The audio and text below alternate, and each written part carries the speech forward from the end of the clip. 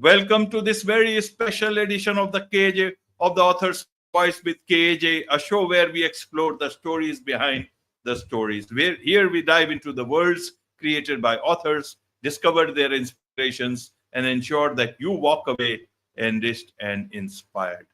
And today we have with us author Oliver, K.A. Oliver, award-winning author, television academy member, celebrated storyteller, known for her captivating, highly intelligent, and easy-to-read novels filled with unexpected twists. She has authored 12 novels with 13 on the way. Welcome to the show, Kay. Thank you. Pleasure to be here. You are welcome. Welcome to the show. Welcome to India in this online form, Kay. And I'm sure not just your book will be liked in India, but also across the world, which is already being liked. We'll be talking about your book today, A Powerful Disturbance. But before that, Kay, let's understand a bit about your journey from you so that the audience knows who they are listening to. Absolutely.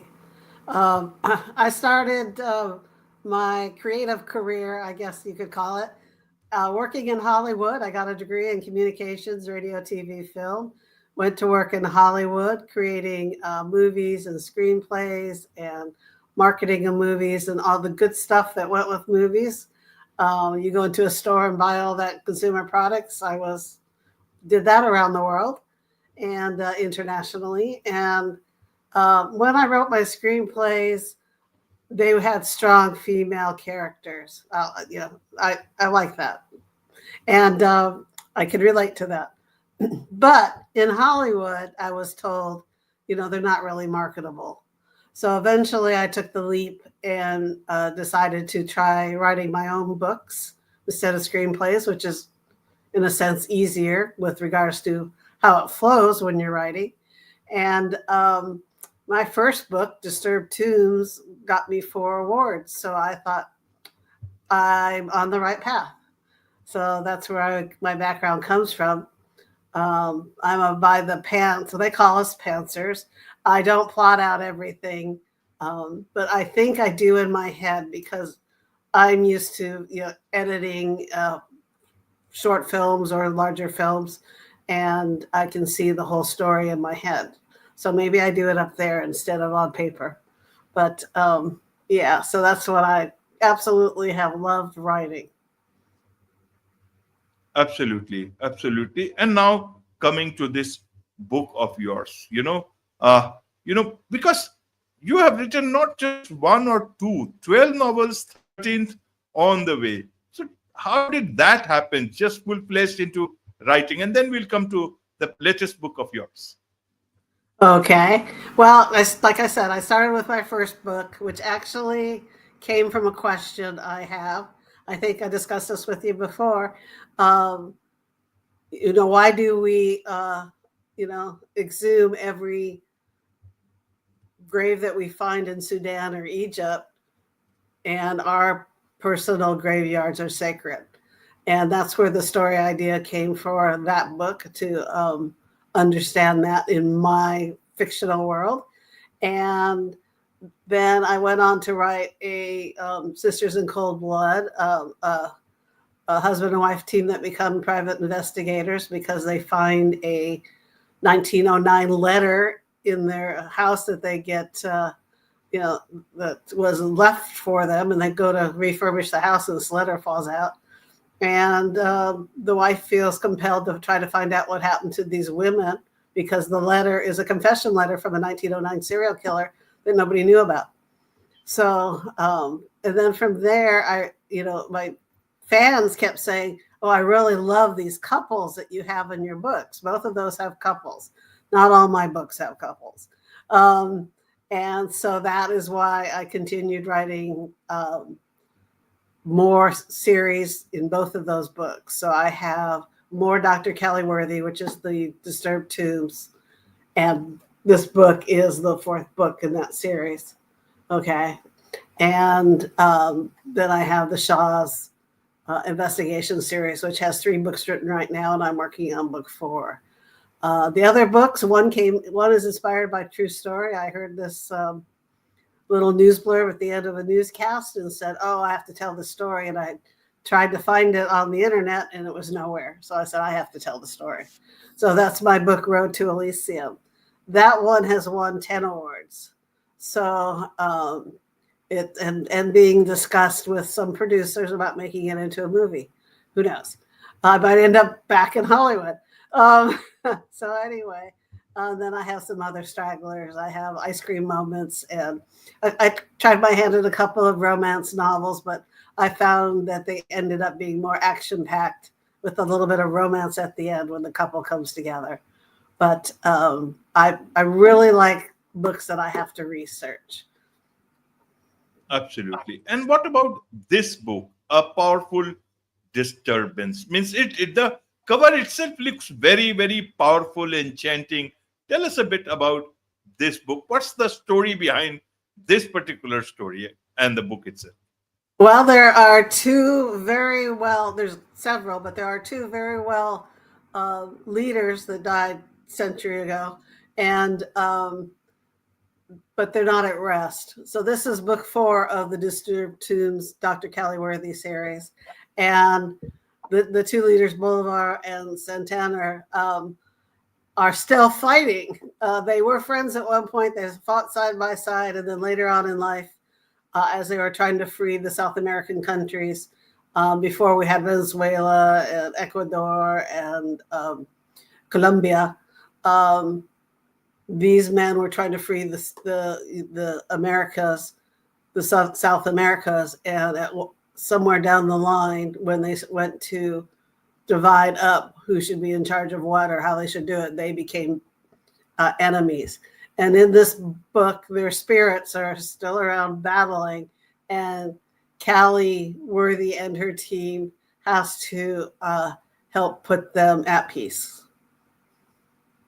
Absolutely. So, if I understand, the plot is in Venezuela, if I understand. And Colombia, yes. Colombia. So, Yeah. Miss, why did you choose those difficult places, or you felt that it was easy? Means you could have written something closer home, and it would be, everything would be much more easier for you. Help us understand that whole research. How did you plan so that others also can learn? You spend a lot of time in teaching others, young authors, about all these things, so that people can learn from how you plotted this particular plot. Absolutely. So, I mean, yes, I love research. So when I did the first book is in Egypt and Sudan. That's where they go. And that's where they end up with Seti, the Pharaoh Seti, and with Cleopatra Selene, which is Cleopatra's daughter. And I had to learn a lot about Sudan and Egypt. And even though some of my long lost relatives are from the Egypt area, but I studied that. And I guess I studied it so well that someone from that region who read the book said she must have been here several times. I've never been to Sudan. But so, then people tell me they love the history I put in the books. They learn as they're reading. Some people didn't know. My second book was about Boudica, who was a queen warrior who used to fight the Romans and take them on and win many battles in Great Britain, which wasn't Great Britain at the time. But, they didn't know that this powerful woman existed. So that's where they have to go on book 2. So I tend to go on my own journeys with these books. And yes, I research and, find characters that people can relate to and add information that they've probably never known about. So I do that. I did that also in Shooter's Treasure, which is a book about a treasure that's found on a woman's ranch. And, I had to go back into the history of Wells Fargo because I didn't want to use the Oregon Trail. Everybody knows about the Oregon Trail. Well, there's also a Wells Fargo Trail, and most people don't know that. So even here, I'm in California, which is like 10 p.m. right now, right? And we have tracks. We have tracks that are from the original Wells Fargo's back in the 1800s. And people didn't know that. And, people say that I read your books, and not only do I come away with these characters, but I come away rich with history and knowledge. And I like that because I personally like learning. So that's how that works out for me. Right. Any particular scene, anything passage that you like in this book you want to read for the readers? Read for the readers. Oh, I'll see. Um, well, the opening scene is pretty interesting because it's when it's all discovered. Um, I'll start from the chapter 1 because there's a prologue as well. But the night air in Caracas carried an uneasy stillness as the clock struck midnight. Shadows stretched long and eerie across the marble floor of the National Pantheon. A single janitor, old and hunched, shuffled through the grand hall with his broom, muttering prayers under his breath. The rows of statues and tombs loomed in silence, like silent sentinels, and the faint flickered of overheard chandeliers casting a ghostly light on the walls adorned the Venezuela's historical triumphs.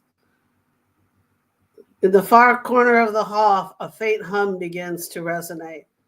And in the low first and then barely audible and like a whisper, the wind trapped within the Pantheon's hollowed walls rustled. The janitor stopped sweeping. His heart started skipping a beat as the sound grew louder. He glanced around nervously at the gilded tomb of Simon Bolivar, its polished surface gleaming in the faint light. But it wasn't Bolivar who stirred. From the other side of the room, the air grew cold, unnaturally so, and a sudden gust of wind burst forth, sending papers and leaves skittering across the marble. The janitor clutched the broom tightly, his hands trembling. The humming deepened as the resonated growl vibrated through the marble walls like a rumble of a distant thunder until a deafening crack of silence shattered the room. The flags of the lining the grand interior, once motionless and still in the air, began to flutter violently, their fabrics snapping and twisting as it caught the wake of the unseen giant moving deliberately through the hall. A burst of pale light spilled into the room. The janitor's eyes were wide open now, frozen in place. He wanted to scream, but he could not. Before he knew what he was doing, he dropped his broom, never felt his feet hit the floor, and ran out of the central room. Wonderful. Very powerful, very, very powerful, words, language. How do you create such powerful, language? How do you see those scenes in your mind and then create that language? Yeah, I think, I see the scenes in my mind due to having worked in Hollywood and doing video editing and all of that. But one of my hints and tips I give to new writers is just write. Just get your words down, go back, and then, write the whole novel. Don't try to perfect your novel the first draft.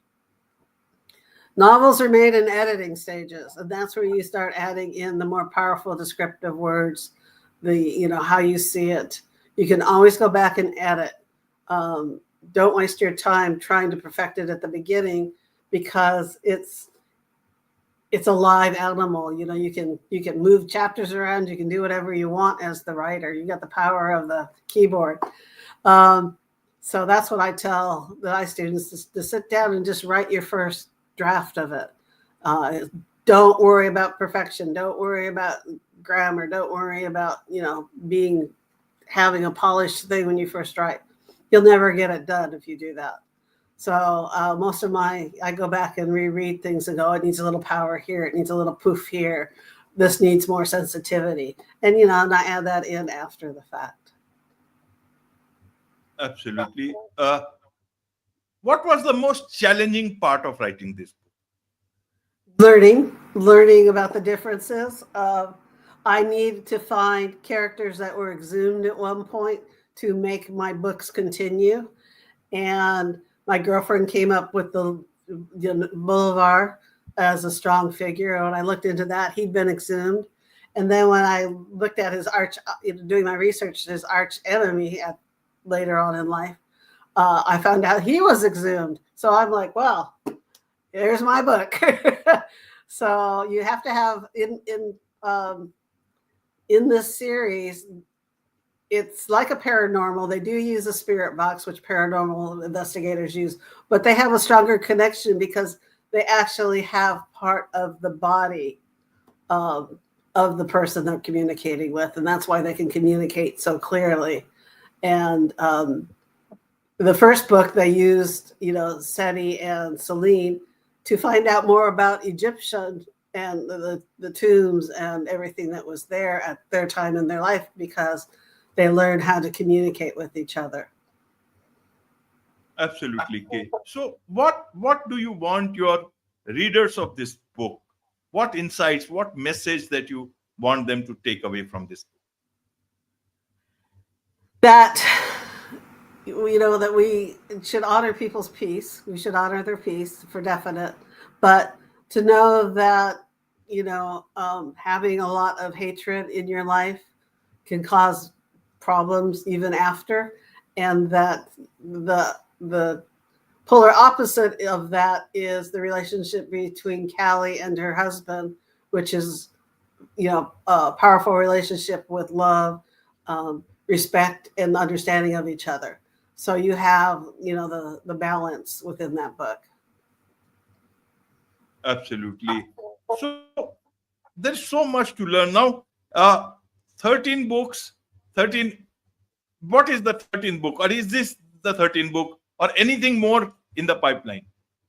Yeah. No, this is number 12 that we're talking about. Number 13, which I'm 7 chapters in, is the 4th novel in the Shaw investigation series that started with Sisters in Cold Blood. So they work on cold cases and lots of twists and turns. Now that one's in Michigan, USA. So I don't have to go as far. But the first book is about someone who killed people in 1909 and buried them. And now we're here today and the landscape changes differently. So we have to overlap, maps, which I had to go find a place where could he have buried these that isn't, paved over at this time, and and create the fiction that way. So yeah, so I'm writing the 4th book in that series. Absolutely, there's much to learn from you, and learn from you as well as your books, and I'm sure a lot of people would want to connect with you, want to have all your books. What's the best way for them to do so, Kay? Yeah, they can connect with me and learn about free writing tips on my webpage. It is kaoliver.com. So my name together without that period, kaoliver.com. And then if you want to see my blog for writing tips, it's /blog. So I have about 20 to 25 writing tips there, from building characters, building plot, how to word things, why a character's name is important, why an editor is important, why copywriting is important, and picking a good cover. I have a great graphic artist who does my books, so all my books look similar within the genre that I'm writing. So I recommend have at it. Look at all the free tips. They're all there. So free of charge. You can just go in, see those, and go out. But there's nothing recommended. You don't have to give me your email or anything. Absolutely, go in and get out, all free of charge. But just don't dig graves. That's dangerous. Right. Absolutely. With this, it's a wrap on this very special edition of The Author's Voice with KJ. Thank you so much indeed for joining us. Thank you for having me back. I love it here.